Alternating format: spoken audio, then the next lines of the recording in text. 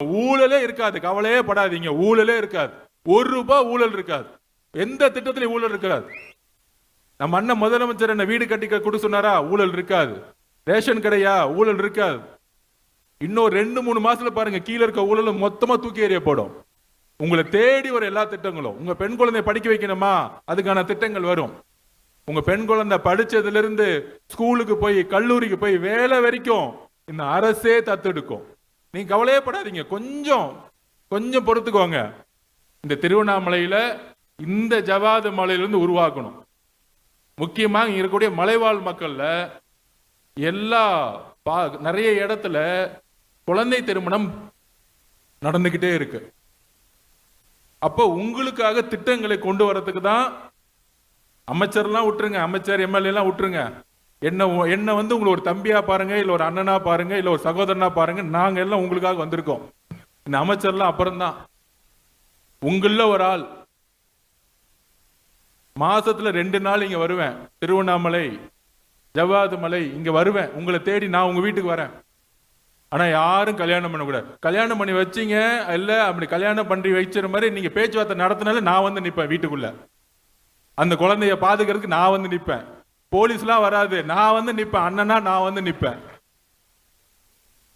உங்களால முடியலையா? நான் அரசு அந்த பொண்ணை நான் தத்து எடுத்துக்கிறேன், விட்டுருங்க அப்படின்னு நாங்க ஹாஸ்டல்ல உருவாக்குறோம். பெண்களுக்கான ஹாஸ்டல்ல உருவாக்குறோம். வறுமை தான் புரிஞ்சுக்கிச்சு. தமிழ்நாடு முழுவதும் வட மாநிலங்களிலிருந்து பீகார், ஒடிசா, வெஸ்ட் பெங்கால் இருந்து வேலைக்கு இங்க வராங்க. ஆனா வட மாவட்டங்களில் இருக்கக்கூடிய இங்க இருக்கக்கூடிய சகோதர சகோதரிகள் வேலை வாய்ப்பு இல்லைன்னு கர்நாடகாவுக்கு வேலை போயிட்டு இருக்கோம். கள்ளக்குறிச்சியிலிருந்து திருவண்ணாமலையிலிருந்து ஆந்திராக்கும் வேலைக்கு போயிட்டு இருக்கீங்க. அதெல்லாம் 50 வருஷ பிரச்சனை. மாண்புமிகு முதலமைச்சர் நம்ம அண்ணன் ஆட்சியில ஒரு 5-6 வருஷம் வெயிட் பண்ணுங்க. எல்லாரும் இங்கிருந்தே வேலை செய்யக்கூடிய ஒரு நல்ல அரசா இது மாறும். நீங்க எந்த ஊருக்கு நீங்க போக வேணாம், இதே ஊர்ல நீங்க வேலை செய்வீங்க. கர்நாடகாக்கோ ஆந்திராக்கோ நீங்க வேலை செய்ய வேண்டிய அவசியம் இல்லை. அதுக்கான திட்டங்கள் வரும். திட்டங்கள் வரும் பொழுது வேலை செய்யறதுக்கு படிப்பு வேணும், அதுக்கு படிக்கணும். ஸ்கூல் முடிச்ச உடனே ஸ்கூல் முடிச்சுட்டா போதும் பெண் குழந்தைங்களுக்கு அப்படிலாம் கிடையாது. சென்னை மாதிரி இருக்க ஊர்ல எல்லாம் 100ல 95-100% பெண்கள் போய் ஸ்கூல் முடிச்சுட்டு காலேஜ் சேர்றாங்க, கல்லூரிக்கு போறாங்க. கல்லூரி முடிச்ச உடனே அங்க இருக்கக்கூடிய பெரிய பெரிய நிறுவனங்கள் வேலை பார்க்கறாங்க. அதே மாதிரி சென்னை மாதிரி திருவண்ணாமலை மாறணுங்கிறதுக்காக தான் மாண்புமிகு முதலமைச்சர் என்னை இங்க அமைச்சிருக்கிறார். நம்மளுடைய வேலை எல்லாரும் சேர்ந்து செய்யணும். இங்க மாவட்ட ஆட்சித்தலைவர் மட்டும் இல்ல, எல்லாரும் சேர்ந்து செய்யணும். அதுக்கு பட்ஜெட் முடிஞ்ச உடனே ஒவ்வொரு கிராமமா நானே வரப்போறேன். உங்களை பாக்குறதுக்கு என்ன பிரச்சனைன்னு கேட்கறதுக்கு வரப்போறேன். நடந்தே வரப்போறேன். திருவண்ணாமலை முழுசு நடந்தே வரப்போறேன். விவசாயிகள் பிரச்சனையா உடனே முதலமைச்சர் கொண்டு போவோம். மேல்மா பிரச்சனை உடனே மேல்மாக்கு போகணும். நானும் கலெக்டர் மேடமும் போனோம். முதலமைச்சருடைய குறிக்கோள் எந்த விவசாயி கிட்டையும் அழுத்தம் கொடுத்து தொழில் லேண்ட் வாங்கக்கூடாது, தொழில் செய்யக்கூடாது. கவலைப்படாதீங்க, எந்த விவசாயியும் போலீஸ் காவல்துறை வச்சு எந்த அழுத்தம் கொடுக்க மாட்டோம். மேல்மா விவசாயிகள் சந்தோஷமா இருக்கலாம். அந்த மாதிரி திருவண்ணாமலைக்கு தண்ணி பிரச்சனை இருக்கா, இல்ல பெண்களுக்கு வந்து கல்லூரியில சேர்க்கணுமா, எத்தனை காலேஜ் வேணும், இதெல்லாம் செய்து கொடுக்கறதுக்கு உங்களை தேடி நான் நடந்தே வரப்போறேன். உங்களை பார்க்க தான் வரப்போறேன். எப்படி குழந்தை திருமண பெரிய பிரச்சனையும் இன்னொரு பெரிய பிரச்சனை அது கிரைம்னு சொல்றோம். கவர்மெண்ட் பக்கத்துல இருந்து என்ன டிக்ளேர் பண்றோம்னா, அரசு பக்கத்துல என்ன சொல்றோம்னா, அது வந்து ஒரு குற்றம். என்ன குற்றம்னா, திருவண்ணாமலையில் அதிகமா நடந்துகிட்டு என்ன குற்றம்னா, மைனர் கேர்ள்ஸ், அதாவது 15-16 வயசு பெண் குழந்தைகள் கருவுறது, கன்சீவ் ஆகிறது. குழந்தை திருமணம் எப்படி தவறோ 15-16 வயசு பெண்கள் கிட்ட அது காதல் சொல்லியோ இல்ல குழந்தை திருமணம் சொல்லியோ இல்ல தெரிஞ்ச மாமா சித்தப்பா ஏதோ ஒண்ணு சொல்லியோ அந்த 15-16 வயசு குழந்தை கிட்ட உடல் உரு வச்சு அந்த குழந்தையை கருவுறு வைக்கிறது மிகப்பெரிய குற்றம். அந்த கருவுற்று அந்த குழந்தையை அரசு தத்தெடுத்து 18 வயசு முடிஞ்ச உடனே இன்னொரு சமூக அநீதி நடந்துட்டு இருக்கு. யாருக்கு எந்த ஆண் அது காரணமோ அதே ஆணை கல்யாணம் பண்ணி வைக்கிறாங்க. அப்போ ஒரு பெண்ணுக்கான கல்வி மறுக்கப்படுது, ஒரு பெண்ணுக்கான வாழக்கூடிய உரிமை மறுக்கப்படுது. 15 வயசு 16 வயசுல குழந்தைய பெக்கும் பொழுது அந்த பெண் மேற்பரப்பு படிக்கணும், காலேஜ் போகணும், அந்த சிந்தனை உடைக்கப்படுது. அது முடிஞ்ச பிறகு ஒரு வேலைக்கு போகணும், அப்படி சிந்தனை உடைக்கப்படுது. 15 16 வயசுல குழந்தை திருமணம் எவ்வளவு தவறோ, 15 வயசுல ஒரு குழந்தையை கருவுறு வைக்கிறது மிகப்பெரிய தவறு. அந்த குழந்தைக்கு எதுவும் தெரியாது, அது ஒரு பிஞ்சு குழந்தை. அந்த குற்றத்தையும் இங்க இருக்கக்கூடிய எஸ்பி சார் கிட்டையும் கலெக்டர் மட்டும் சொல்லியிருக்கோம், அப்படி தவறு செய்பவர்களை கைது செய்யப்படணும். அதனால இங்க இருக்கக்கூடிய எல்லா தாய்மார்களையும் சொல்றோம், தன்னுடைய பெண் குழந்தைகளுக்கு நம்ம ஸ்கூல் முடிச்ச உடனே, பள்ளி முடிஞ்ச உடனே காலேஜ் போனோம், நீ நல்லா படிமா, உங்களுடைய ஆண் குழந்தையை எப்படி படிக்க வைக்க நினைக்கிறீங்களோ அதே சுதந்திரத்தோட நீங்க படிக்க வைங்க.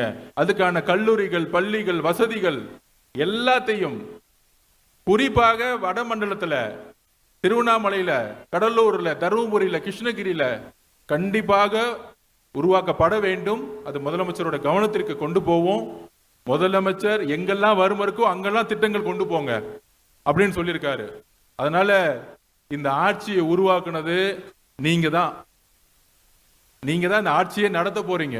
ஒரு சின்ன பிரச்சனைன்னு நீங்க அப்டேட் பண்ணா கூட முதலமைச்சர் சோசியல் மீடியா பார்த்துட்டு அந்த ஊர்ல ஏன் ரோடு இல்ல, ஏன் ஜவாது மலையில சரியான பள்ளிக்கூடம் இல்ல, உடனே அமைச்சர் போய் பாருங்கன்னு சொல்லக்கூடிய ஒரு அண்ணனை நீங்க தேர்ந்தெடுத்திருக்கீங்க, ஒரு முதலமைச்சரை உருவாக்கி இருக்கீங்க. அதனால இன்னும் கொஞ்ச காலத்து 50 வருஷம் செய்ய முடியாத, தீர்க்கப்படாத பிரச்சனைகள்லாம் கண்டிப்பாக தீர்த்து வைக்க தான் நாங்க இங்க வந்திருக்கோம்.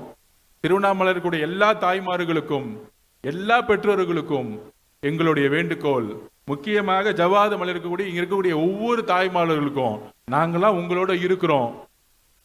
பெண் குழந்தைகளை பெத்துட்டா உடனே கல்யாணம் பண்ணிச்சு நம்ம கடமை முடிஞ்சிச்சு அப்படின்னு யோசிக்காதீங்க. பெண் குழந்தை ஆண் குழந்தை சரிசமமா பார்ப்போம். உங்களை எப்படி உங்களுடைய அம்மா டக்குன்னு சீக்கிரமா கல்யாணம் கொடுத்ததுனால நானும் அப்படி கல்யாணம் பண்ணி வைக்க நினைக்காதீங்க. அது ஒரு உதாரணமே சொல்லிடுறேன். எங்க அம்மாவை சீக்கிரமே கல்யாணம் பண்ணி வச்சுட்டாங்க. அந்த வாழ்க்கை பிடிக்கலன்னு எங்க அம்மா இறந்துட்டாங்க. இன்னொரு எங்க அம்மாவோட அக்கா ஒருத்தங்க இருந்தாங்க, அவங்க படிச்சே ஆவன்னு சொன்னாங்க. அவங்க தான் எங்க பெரியம்மா. அவங்க தான் தமிழ்நாட்டுடைய first IPS, Thilagavathi madam first IPS, தமிழ்நாட்டுடைய டிஜிபி ஆனாங்க. அந்த காலத்துல ஒரு பெண் குழந்தை படிச்சு ஐபிஎஸ் ஆபீசர் ஆகி டிஜிபி ஆகிறது எவ்வளவு கஷ்டம் பெண் குழந்தையா. எங்க அம்மா தைரியமா படிக்காதனால சீக்கிரமே கல்யாணம் பண்ணதுனால குடும்ப வாழ்க்கையில ஏற்பட்ட பிரச்சனையினாலும் வறுமையினாலும் சீக்கிரமா இறந்துட்டாங்க. நான் ஏன் இதை பத்தி நான் திருப்பியும் பேசுறேன்னா, இது இங்க இருக்கக்கூடிய ஒவ்வொரு குழந்தையும் நான் எங்க அம்மாவா பாக்குறேன். இதுதான் உண்மை. எங்க அம்மாவுக்கு அன்னைக்கு தைரியம் இருந்துச்சுன்னா எங்க பெரியம்மா மாதிரி அவங்களும் போலீஸ் ஆபீசரா இருப்பாங்க. ஸோ இங்க இருக்கக்கூடிய ஒவ்வொரு குழந்தையும் போலீஸ் ஆபீசர் ஆகலாம், ஐபிஎஸ் ஆபீசர் ஆகலாம், ஐஏஎஸ் ஆபீசர் ஆகலாம். இங்க பாருங்க, நம்ம மாவட்டத்துடைய கலெக்டர் யாரு? உங்களை மாதிரியே ஒரு பெண் கஷ்டப்பட்டு படிச்சு மேல வந்திருக்கிறாங்க. இதுக்கு மேல என்ன வேணும்? ஒரு உதாரணம், ஒரு டாக்டர் ஆக்கலாம், ஒரு இன்ஜினியர் ஆக்கலாம், ஏன் ஜெயலலிதா மாதிரி முதலமைச்சரா கூட ஆகலாம் திருவண்ணாமலையில இருந்து. அதுக்கு இங்க இருக்கக்கூடிய அம்மாக்கள் என்ன பண்ணணும்? தயவு செஞ்சு குழந்தையில திருமணத்தை பண்ணாதீங்க, தயவு செஞ்சு படிக்க வைங்க. அதுக்கான எல்லா திட்டங்களும் நாங்க கொண்டு வரோம். ஊழலே இருக்காது, கவலையே படாதீங்க. ஊழலே இருக்காது, ₹1 ஊழல் இருக்காது, எந்த திட்டத்திலையும் ஊழல் இருக்காது. நம்ம அண்ணன் முதலமைச்சர் என்ன வீடு கட்டிக்க கொடு சொன்னாரா? ஊழல் இருக்காது. ரேஷன் கடையா? ஊழல் இருக்காது. இன்னும் 2-3 மாசத்துல பாருங்க, கீழே இருக்க ஊழல் மொத்தமா தூக்கி எறியப்படும். உங்களை தேடி வர எல்லா திட்டங்களும். உங்க பெண் குழந்தைய படிக்க வைக்கணுமா? அதுக்கான திட்டங்கள் வரும். உங்க பெண் குழந்தை படிச்சதுல இருந்து ஸ்கூலுக்கு போய் கல்லூரிக்கு போய் வேலை வரைக்கும் இந்த அரசே தத்தெடுக்கும். நீங்க கவலையே படாதீங்க, கொஞ்சம் பொறுத்துக்கோங்க. அதனால திருவண்ணாமலையில அதிகமான குழந்தை திருமணமும் குழந்தை கருவுறுவதும் அதிகமா இருக்கு. இது இன்னும் 1-2 வருஷத்துக்கு சுத்தமா தொடச்சேறியணும். ஒரு நேரத்தில் எப்படி பெண் குழந்தைய வந்து பிறந்த உடனே இந்த கள்ளிப்பால்னு சொல்லிட்டு தூக்கி எறிவாங்க, அதை ஒழிச்சிட்டோம், மொத்தமா ஒழிச்சிட்டோம். இப்ப அடுத்த குறிக்கோள் என்ன? அந்த சின்ன குழந்தை கருவுறக்கூடாது, அந்த சின்ன குழந்தைய கல்யாணம் பண்ண வைக்க கூடாது. இங்க இருக்கக்கூடிய மலைவாழ் மக்களுடைய என்னோட சகோதரிகள், அம்மாக்கள், தங்கை கிட்ட நான் ஒரே ஒரு வேண்டுகோள், எல்லா திட்டங்களும் நாங்க பாத்துக்கிறோம். இது ஒன்னே ஒண்ணு மட்டும், உங்களுடைய கணவன்மார்களோ யாரோ இல்ல உங்க குடும்பமோ யாரோ சொன்னா கூட இல்ல, என் குழந்தை படிப்பா, இந்த அரசு புதிய அரசு புதுசா வந்திருக்க, என் தம்பி எங்க அண்ணன் முதலமைச்சரா வந்திருக்காரு, ஜோசப் விஜய் அண்ணன், அவரு என் குழந்தைய பாத்துக்குவாரு, நம்புங்க. இன்னும் 3-4 வருஷத்துல திருவண்ணாமலை வளர்ச்சி அடைந்த மாவட்டமா மாறும். அதுக்கு நாங்க உங்களுக்கு உத்தரவாதம் கொடுக்கிறோம். இது ஏதோ வந்து இந்த விழாவை தொடக்கி வச்சு நாங்க போக வரல, ஒரு பெரிய கலந்தாய்வு கூட்டம் இருக்கு.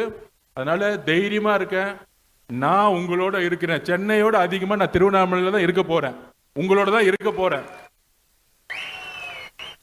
அரசியலுக்கு அப்பாற்பட்டு திருவண்ணாமலையை வளர்ச்சி அடைந்த மாவட்டமா, இங்க இருந்து பெங்களூருக்கோ இல்ல ஆந்திராவுக்கோ நீங்க தொழில் செய்ய போவாம இங்கேயே வேலை செய்யக்கூடிய ஒரு மாவட்டமா கூடிய விரைவில் மாறுங்கிறதோ உங்களோட சேர்ந்து நான் பயணிக்கிறேன். நன்றி, வணக்கம்.